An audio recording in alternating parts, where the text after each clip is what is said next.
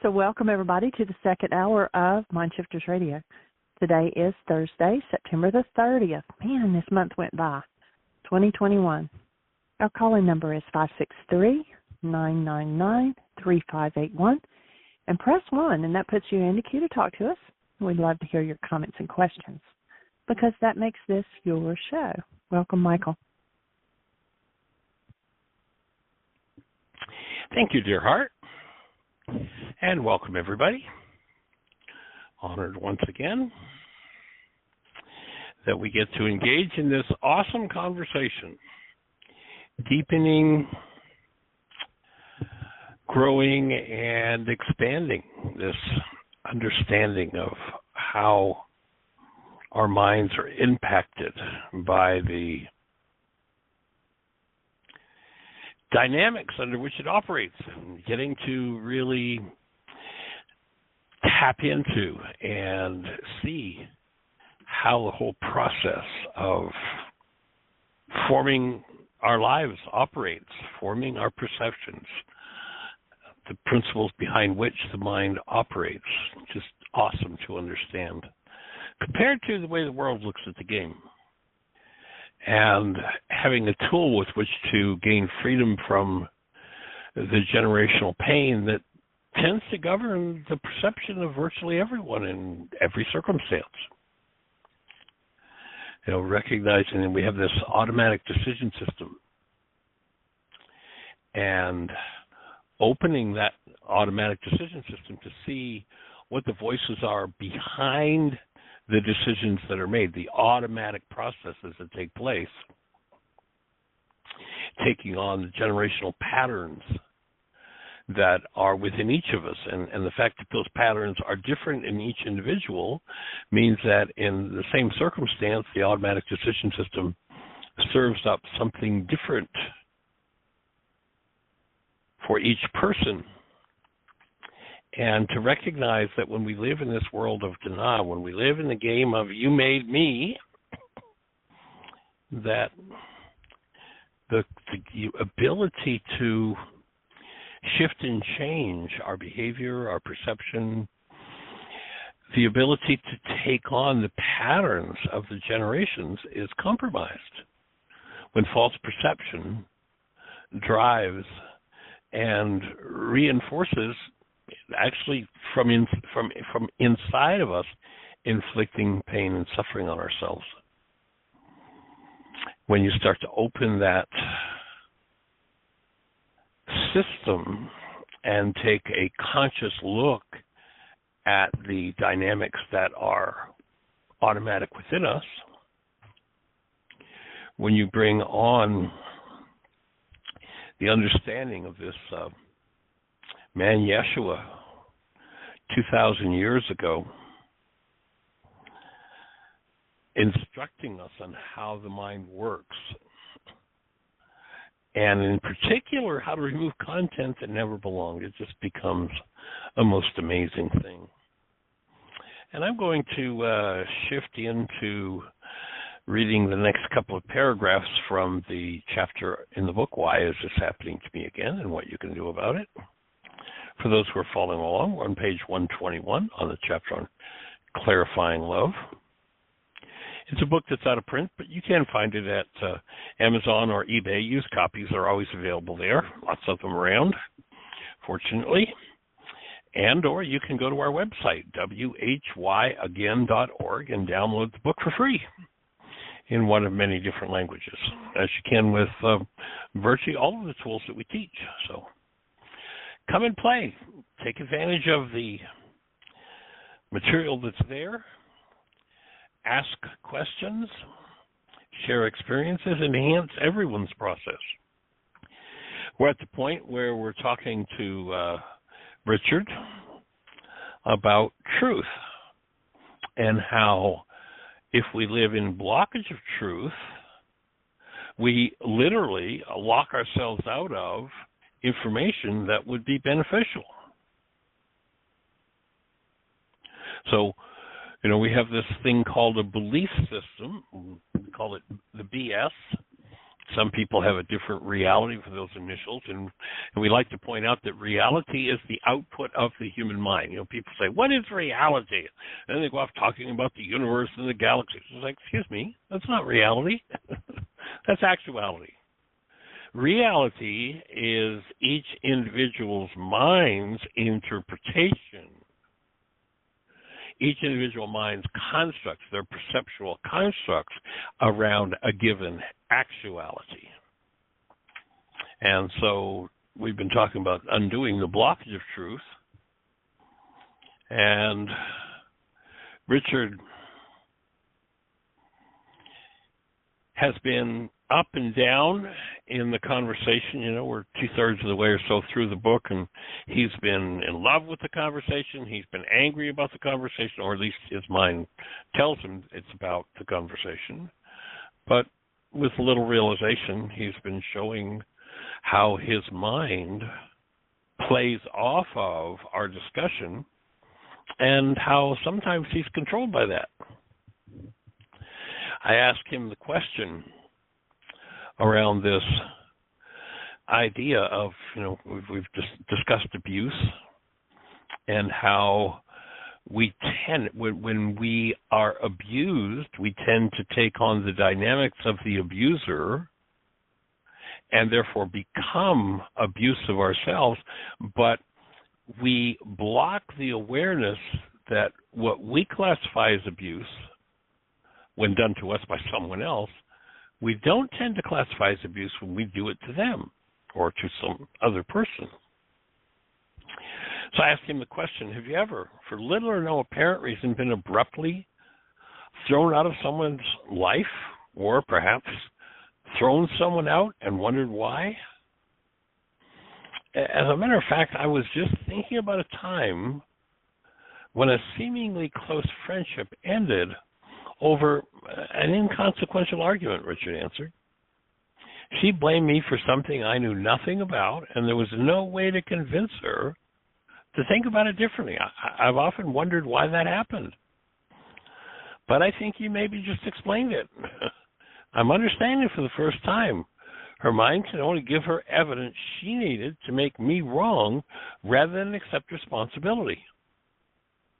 Blocking my input was her way to protect herself. Her, as you had said earlier, quote, heart was hardened against the truth. Richard seemed deep in thought as he spoke. So what does it mean when one's heart is hardened against the truth? One's living in blockage of truth. You can't give them evidence that the mind blocks. Or, pardon me, you can offer the evidence, but the brain cells won't resonate or fire in response to that evidence because it's blocked. And when you understand how that happens, it's such a key part of the process to undo this blockage of truth. If you want to do an interesting experiment, show someone evidence of a truth they do not want to see. Unless they honor truth deeply, they will, 1, tell you that you're crazy or imagining things, or they forget the event even happened.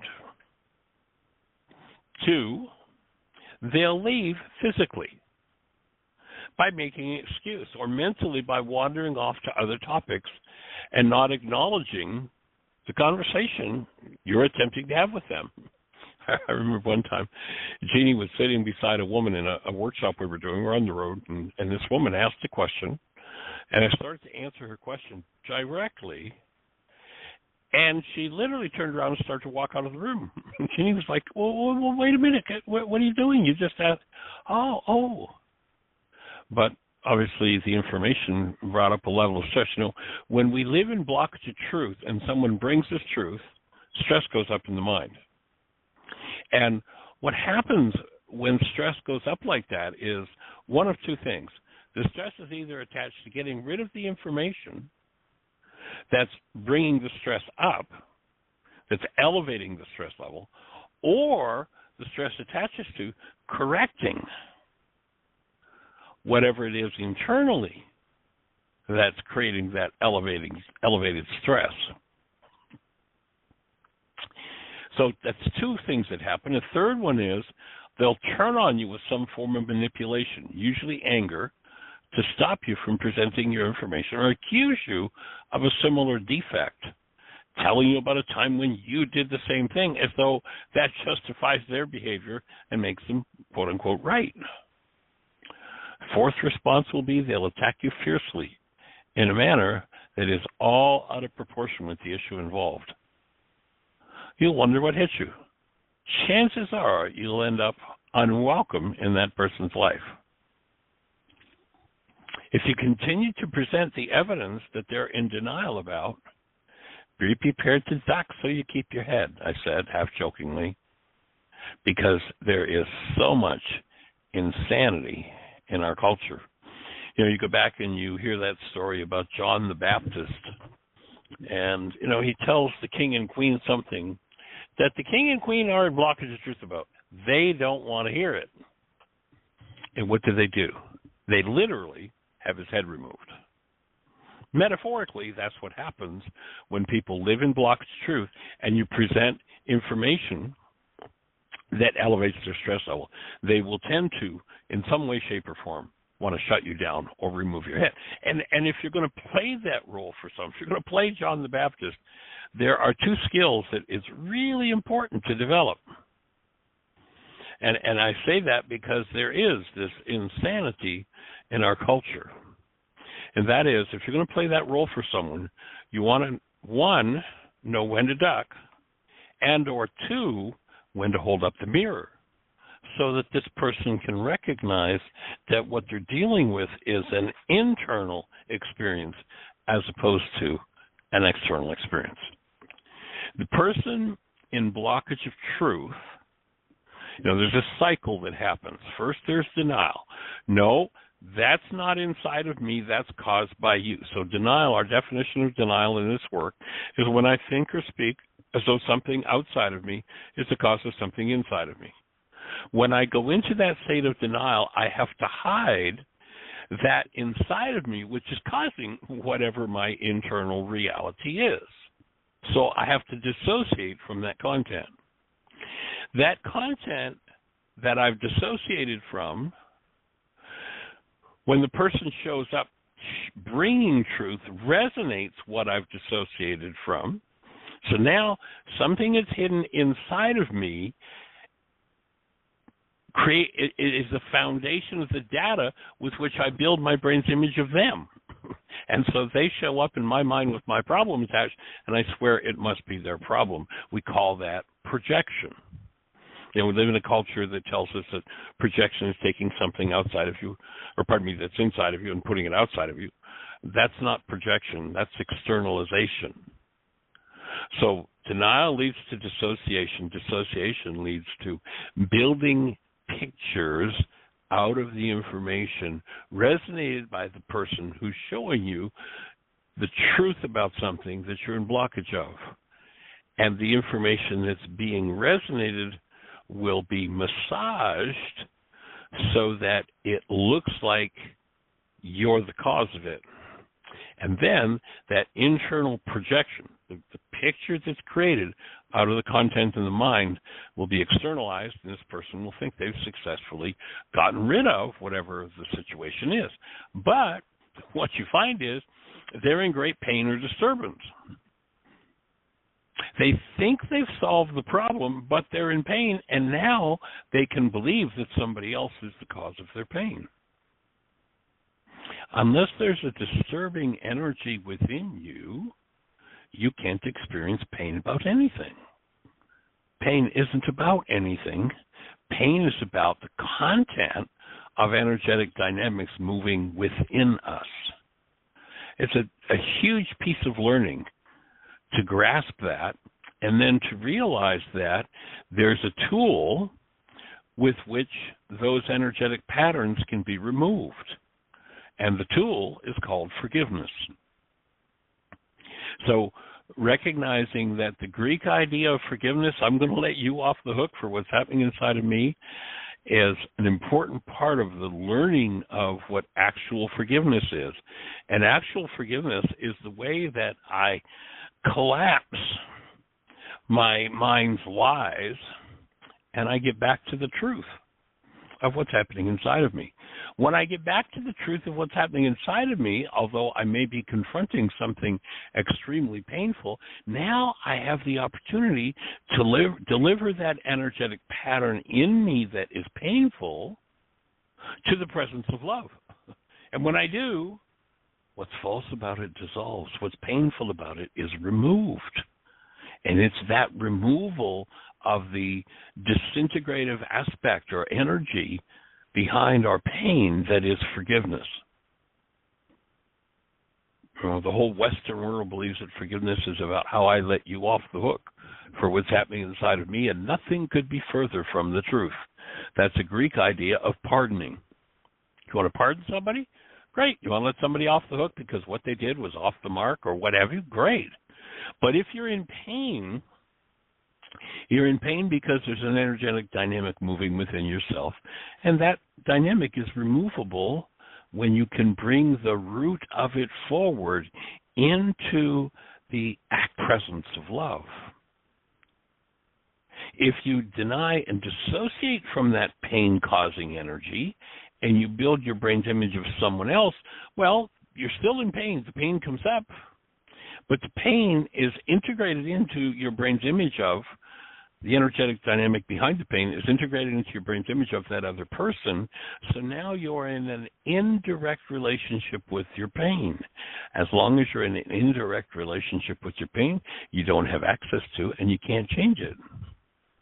When you collapse the middleman, and that is the false perception, and that's what forgiveness does, then you come into direct relationship with your pain. You undo blockage of truth.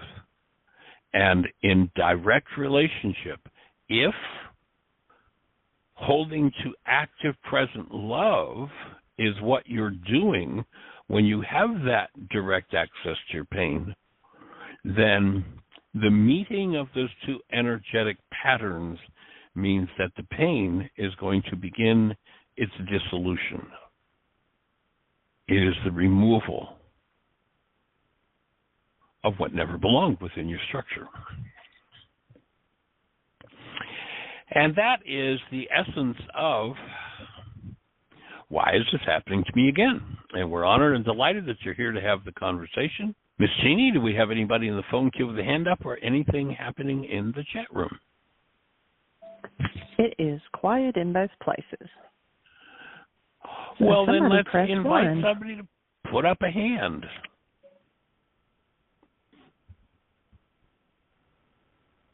If you're out there in listener land, what's going on in your world? How is your practice of the tools going? Are you practicing? Are you using the tools? Remember that they're laid out fully, totally, and completely on our website. You can go to whyagain.org. In the upper left-hand corner of that page, you'll click a link, and the link says Start Here. And if you click that link, it'll walk you through page after page after page that will take you deeply into this first century Aramaic forgiveness process. So we invite you to go there, make use of the tools. You can take the forgiveness worksheet and many other worksheets and print them off through your own computer. You can actively do the forgiveness process. You can fill out the form right there on the website and print it off as well as a PDF or on your computer or your printer. And you can go to your app store on your phone and type in the words Heartland, all one word, Heartland, Aramaic, Aramaic, forgiveness. And as you type that in, you'll be looking at the world's only forgiveness app. Step by step by step, here's how forgiveness is done. There are two different versions of the worksheets, a simpler version and a more complex version of the first century Aramaic forgiveness process. There's also a kids game called the Drag-On Klingon game to introduce the ideas of forgiveness to children. And There is access to the commitment in several of its forms from the Healing Through Relationships workshop. We are doing everything we can to support and make these tools available as freely as we possibly can.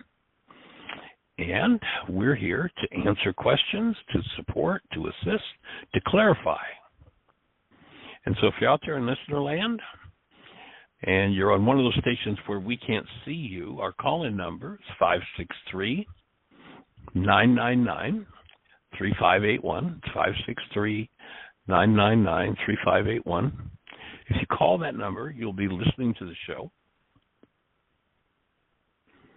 And while you're listening, if you push 1, that will raise a hand in the phone queue. Miss Jeannie will introduce you by your area code, and we'll be having a conversation. And we have 2 hands up. The first one is awesome. 808, Miss Roma. Welcome. Oh, well, hey there, young lady. Everybody. Yeah. Hey there. Oh, How do you goodness. be? Well, I just pushed the button, so whoever the other person is that pushed the button, we did it almost at the same time. Yeah. Wow. Well, you were first, so you get first dibs. How can we support you? What's on your mind today? There you go. Well, what came to me is, the distinction that we make between reality and actuality. Reality being what's between our ears and our own minds, and the actuality of what God created in the entire creation. And I thought it might be interesting to hear you talk a little more about actuality. That's kind of the goal, I guess. I mean, to experience actuality, and how can we become aware of our actually being there. Yeah. Well, there's if you remember, there's one chapter in the book that says words could never say, and that chapter is about the fact that we only have words for what's in common experience, and the direct experience of actuality not yet being in common experience, we don't have a language to describe it. And so it can, when you first collapse, and sometimes, when people first use the forgiveness process and collapse pained perception, there's a moment of a wow type of experience that then somebody says, well, I can't even talk about it. I don't even know what to say about it, because that's not what our words are about. Our words are about the common experience of, well, what's everybody's interpretation of actuality, and what have we been brainwashed by those who went before us, and that's what most of our words are about. So the direct experience of actuality is something that takes time to develop the brain cells to even address or talk about. You go back to Paul, and he makes a statement. He says, whether in or out of the body, I knew not, for I saw things which I could not utter. Couldn't even put them into words.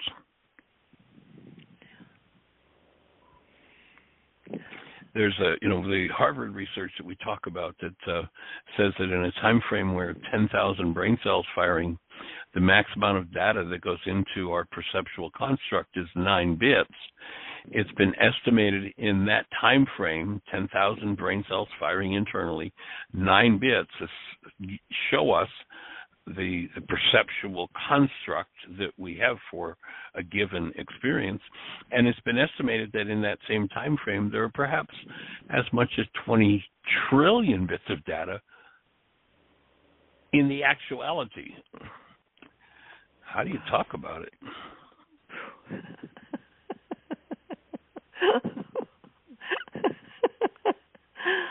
Oh, boy. Well, I guess maybe that's part of what laughter is for. And it certainly has something to do with the tears that are coming out of my eyes. Well, oftentimes, when we can successfully collapse, and the more one engages in the canceling of goals and the collapsing of perception, the more deeply the perceptual, the convincing the mind does to us that this construct is true dissipates, disappears, falls apart, and gives us deeper and deeper tastes of the direct experience of love. And it's such a wordless state. That's what led us to ask the question when people say, well, define love for us, Michael. God, I don't know how to come to those words, but hold a newborn and you'll know what it is. You'll have an experience of it, but how do you even talk about that? I mean, the awesome, whoa, wow.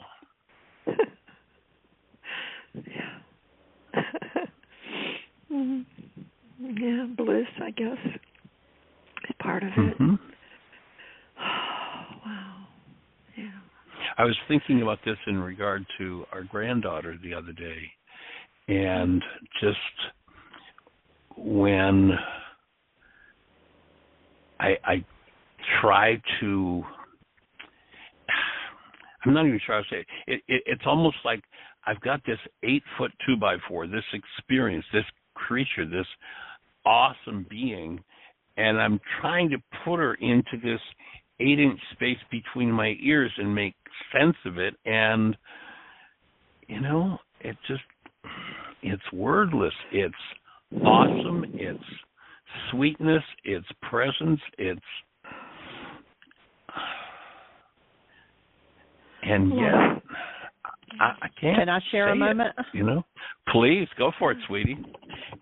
The reason it took me a while to find my phone is I was rocking her before she took her nap, and I had left my phone somewhere in the house. I didn't take it in there, and it was just so precious. I mean, she has this really soft blanket, and she wanted me to, just bundle her up like a burrito in it, and we were rocking, and she looked up at me, and she says, I want to tell you about when I was a baby.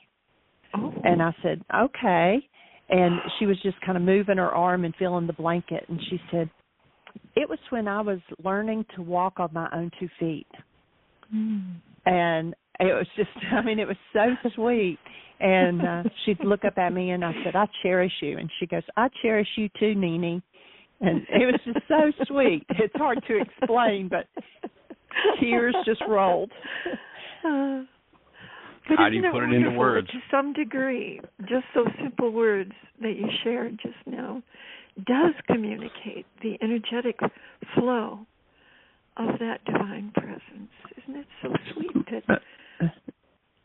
It is. It's just so genuine, just there, just it's just being.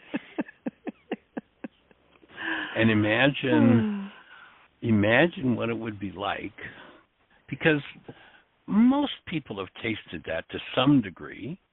What would it be like if we all woke up I was just reading that we're about at the 7.9 billion mark of human forms on the planet.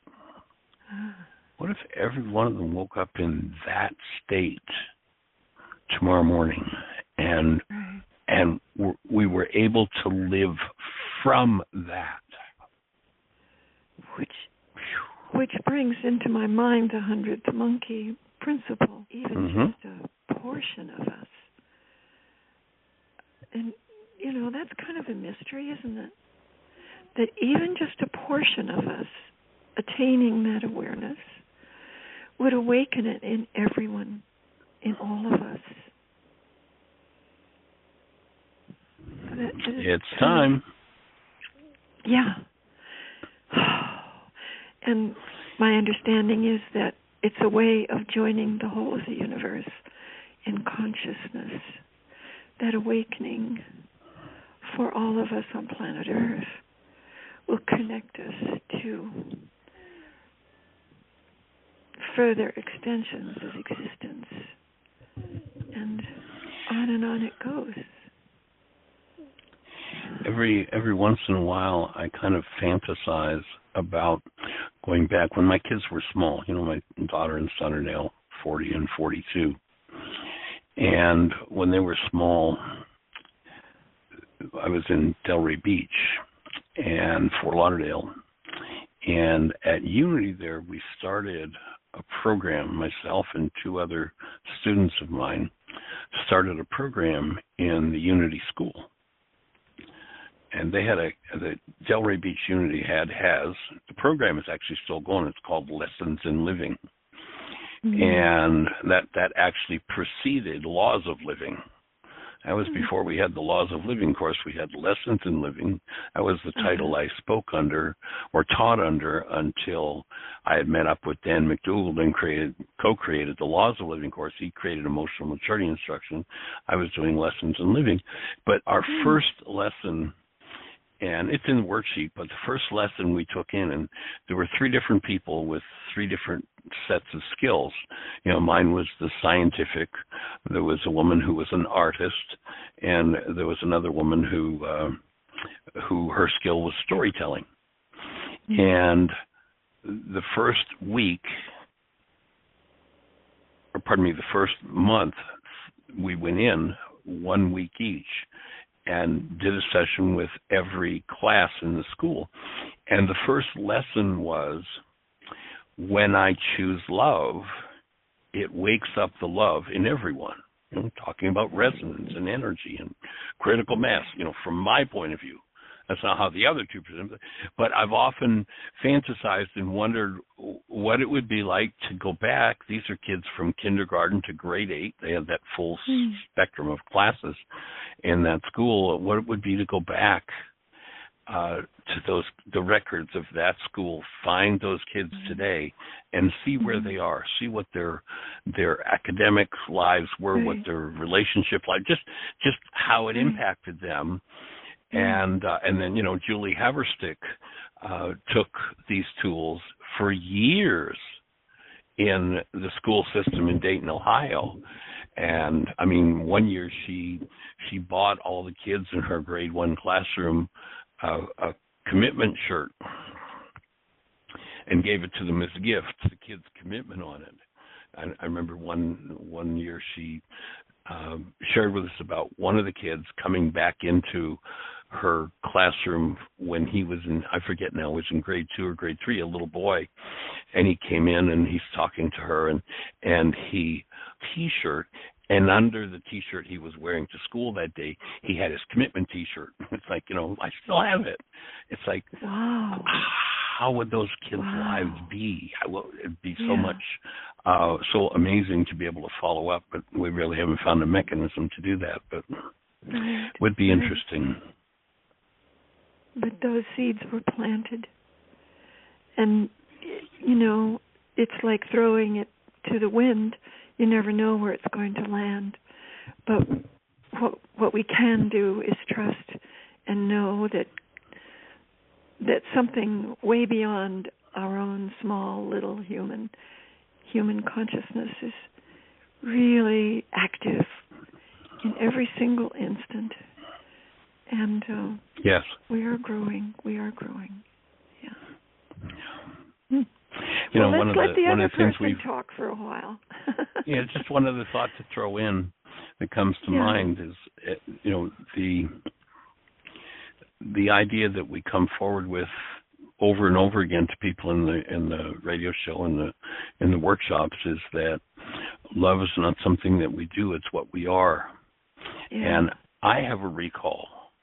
It's not complete, but I can remember being, maybe in that kindergarten or grade 1 level classroom and having a teacher who had that discussion in the classroom. Mm-hmm. And I don't have a full recall of it, but I know that was the core of the discussion, and I still remember, and it sure impacted me. So, you never know when we sow the seed in the right place. So right. We're going to sow them as far and as wide as we can. Mm-hmm.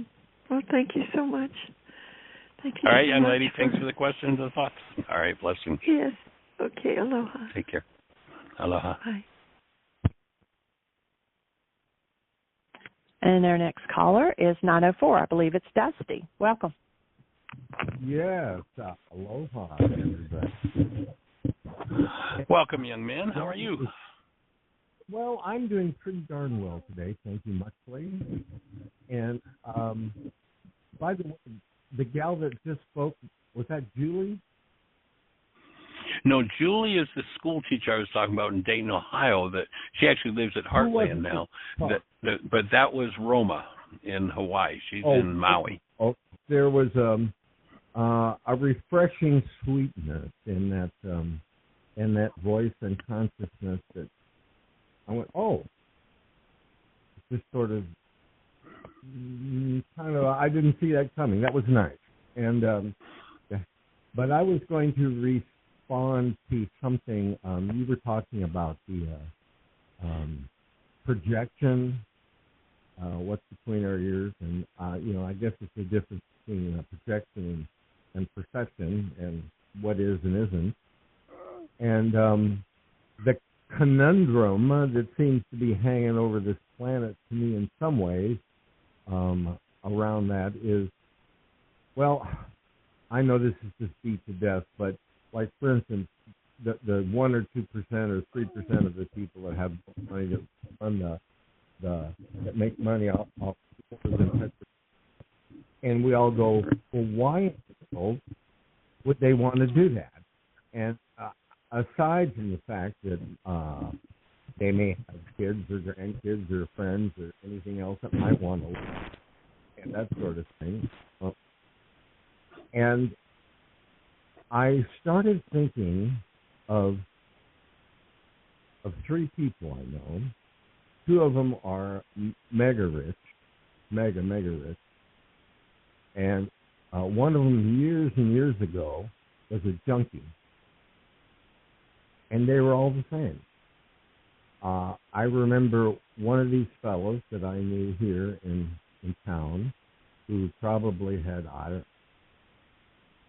way more, just hundreds of millions of dollars, as it were. And I asked him one time, what did he do for recreation or fun? And his answer essentially was make more money. And I've known some other people like that, regardless of what it is, and I'm not knocking the ability to make money. But all of a sudden I made a comparison between that and this junkie I knew a long time ago. I mean, this guy was a hardcore junkie. He lived around that.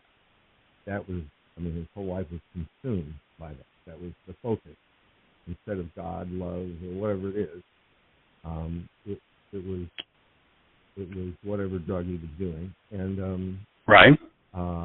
And I see that with these 2 people that I just happen to know that just came to mind, and I don't know where I'm going with this exactly, because I just kind of strung it together as you were talking, was that one reason they keep their head down on the money mill, even though they've got, hundreds of times more than they need.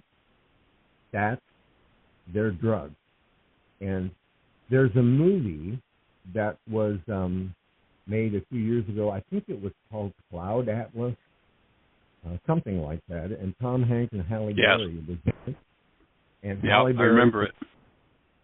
Okay, well, for the people, real quickly, that haven't seen it, in the future, Halle Berry has this atomic-powered hydrofoil, and she comes to the last little enclave of the world left alone, left in its natural state, and Tom Hanks is the chief of this little island, and she wants something. And anyway, she makes the point.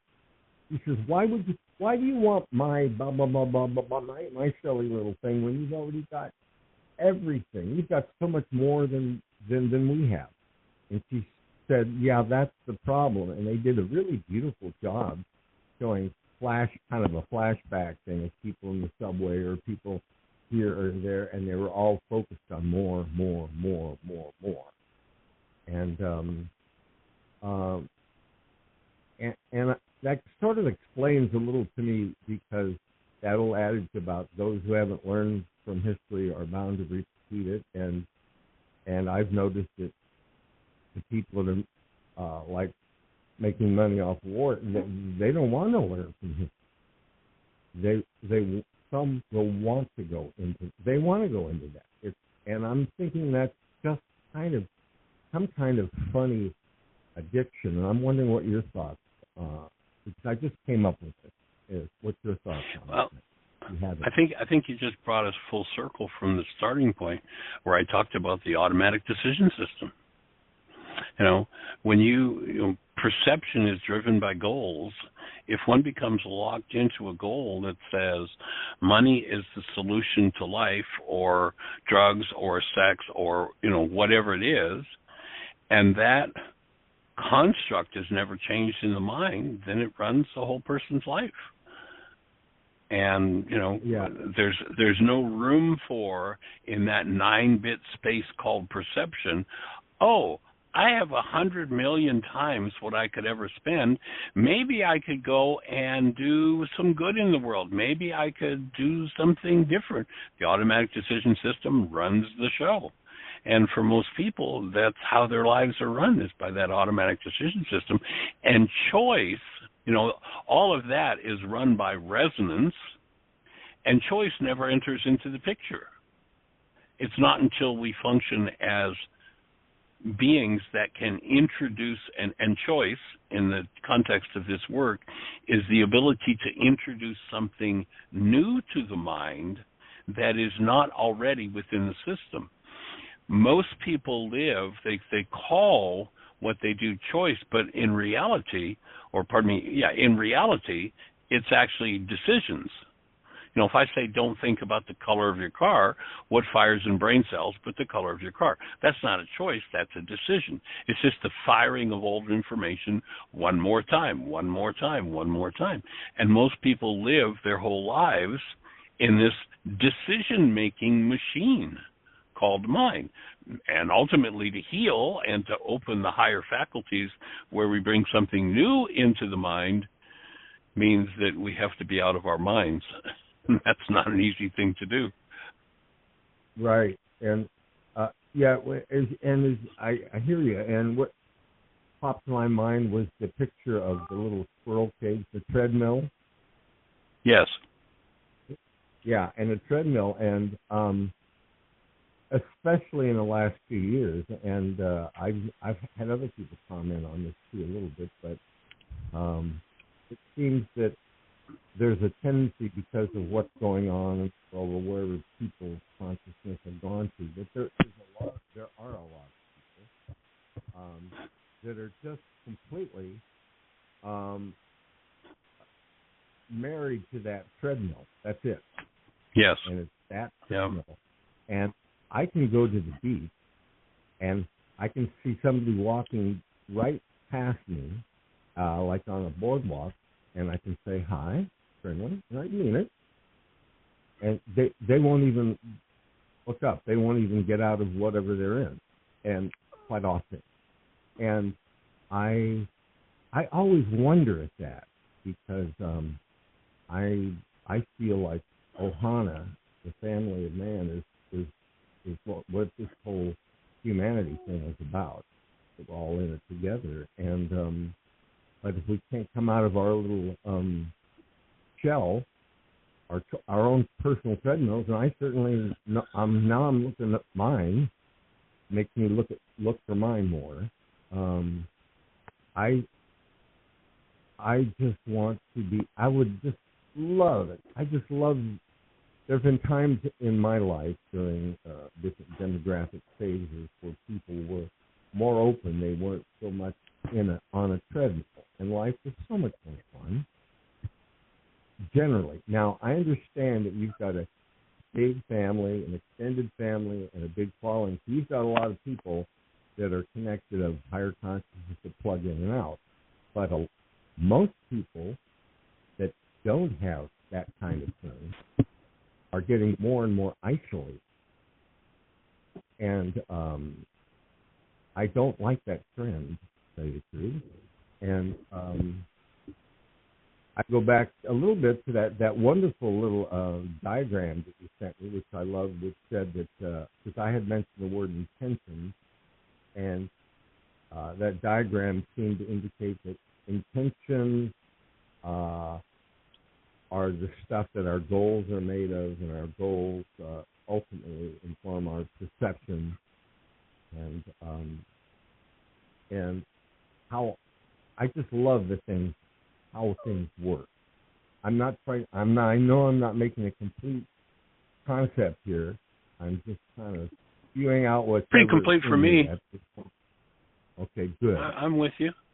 And one of the things that you've triggered with your conversation, I think about, and I've known several parents over the years who've had a child that was what we label mongoloid, and that child tends not to have the intellectual capacity of, the person pursuing the buck or whatever, but they function.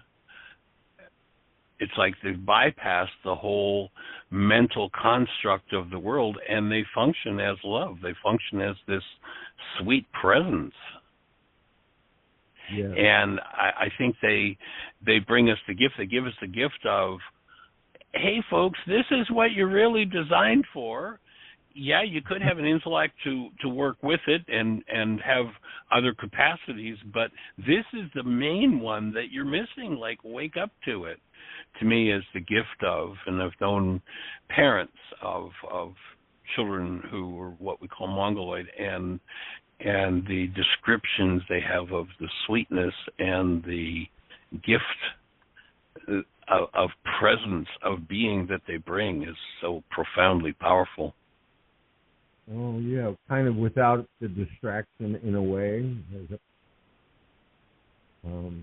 I like that. And by the way, Jeannie, I loved your comment about your little one and this little one talking, seemed to me, in big words to you. She uses, her vocabulary is amazing.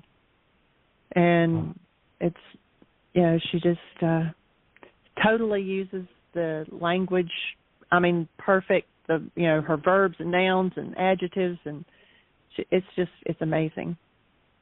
How old is she? And she just turned 3. Oh my goodness! About 3 weeks ago. We started a gratitude journal with her. It's a child's gratitude journal, and you would think maybe they wouldn't even know what gratitude meant, but when we asked her what was she grateful for, the very first day she says, "Mommy and Daddy and dog meat." Dog meats are stuffed animals. No. And okay. She knew. The second day, Nini and I got put on the list for that question. She's been such a teacher. Today she actually added her sweater because she was cold this morning, and I put her sweater on her. And so when we did the journal, one of her thankful for was her sweater, that it got her warm. Wow. World needs more of Ninis and of course grandparents and parents of your ilk, but still, that's magnificent. One of the most powerful gifts she's given me is she's taught me or brought out in me or helped me to realize what, as a grandparent, of course, with her, but reaching back to my children, something that I sort of knew when they were small, but not to the degree that I do now. My life with them would have been different had I known it as clearly as I've been learning it from her, and that is that as a parent, grandparent, my job is to function as the presence of love, whatever she does, and to be really clear that whatever her expression is, I need to be tuning into who she really is as love, and to energetically, out of my being, hold the hand of her being and help to bring her into and anchor her into this world and into her mind and body with the awareness that she is love, Like one of the things we'll often say, especially if things are going off track a little bit, is I'll turn to Jeannie, or Jeannie will turn to me, and she'll say, Papa, why are we here? And, that's a question we've been asking in her presence for a couple of years now, and the answer is always the same. Oh, to be love. And she'll now answer, Aria, why are we here? To be love. A few weeks ago, she say again? I was just going to say, that sounds like St. Francis of Assisi with let me be love rather than seek love, or however that comes out. I mean, you can say to be or to love. It was to be love. Yeah. That's huge. Yeah, it's huge. It sure is. And what a gift you all give to each other. And I just got something from it. I'll take forward with me a little extra shine from just that. A few weeks ago, came home from here, and she was coming back the next morning. The next morning when she came back, her mom was feeling, symptomatic. She was a little bit on the ill side. And so, and her mom shared with us that she came to her and put her hands on her and said that she was there and she wanted to heal her with her love and healing ability. That was her input to Mom. And to just watch what comes out of her mouth and be with the presence that she is just huge. And remember what our job is, because, of course, sometimes, behaviors come that are like, well, no, that's really not acceptable. But rather than talking to her about what's not acceptable, we've learned that our job is to keep remembering who we are, who she really is, and to keep our words, our conversation on track with where we want to go. Because the world, and I know I've had to censor my own mind many times with her, because the automatic, what we've all been trained in the world of what's not acceptable, and you're not allowed to do that. And so we start, bringing into language what's not acceptable. And it's such a huge piece of training to keep moving in the direction of, especially with our automatic speech, what it is we want to move in the direction of. And the changes that we have to make in our minds to do that, rather than, well, I don't want to be this way. I don't want to be sick. I don't want to be, and to bring everything into alignment with, creators have to stay focused on where they want to go, or they won't get there. And to keep reminding her that she's a creator and is the one who's going to create the results in her life. And to undo, we're already having conversations with her about canceling goals. And notice that you're upset because you've got a goal, and there's some upset in you, and you can cancel the goal and process the upset. And that's just a developing conversation with her. Amazing. That's amazing. Most people go right there's my asthma of it all and get lost. Go ahead, Jean. You were saying? I was just going to say, and she's so intelligent at a certain level, but then she's still a child. When her mom, when she told her mom she was going to heal her with her love and her healing power, and Gabby looked at her and said, "Are you going to be a doctor when you grow up?" And she goes, "Yeah, but first I'm going to be a dinosaur." She's going to be a dinosaur, and she's going to have to have a big mouth, because when she becomes a dinosaur, she's going to have to have big teeth. That was the next conversation.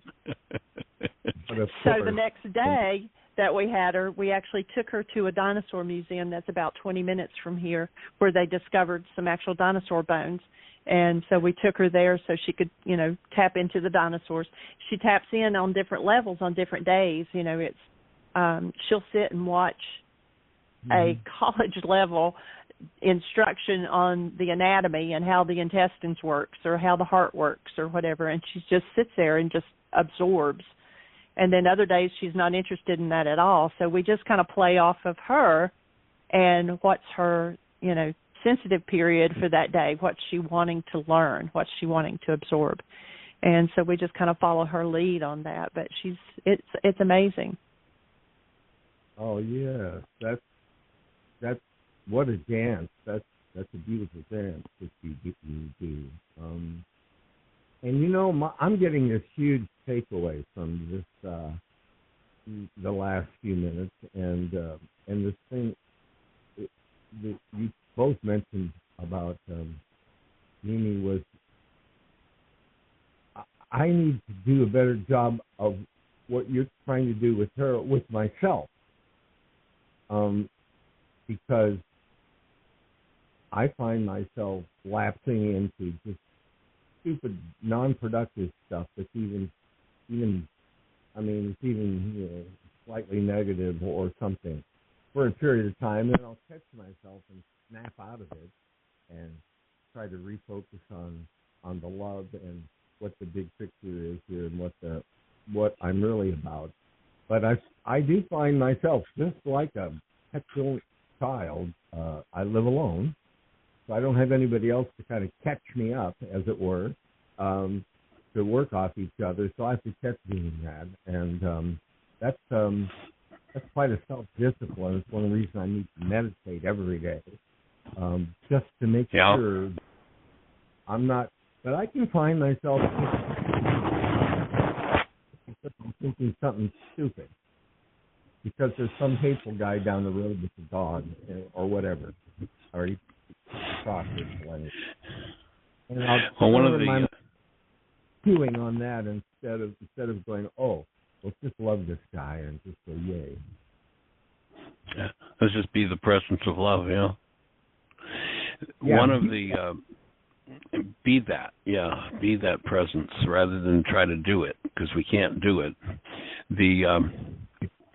One of the thoughts we'll come up with often, you'll hear us talk about, is to become the thinker apart from the thought, the feeler apart from the feelings, the actor apart from the actions. To step back and observe yourself in operation. Then you go back 2,000 years ago in the ancient scriptures and say, look to the lives of the fathers, for ours but a shadow of theirs upon the earth.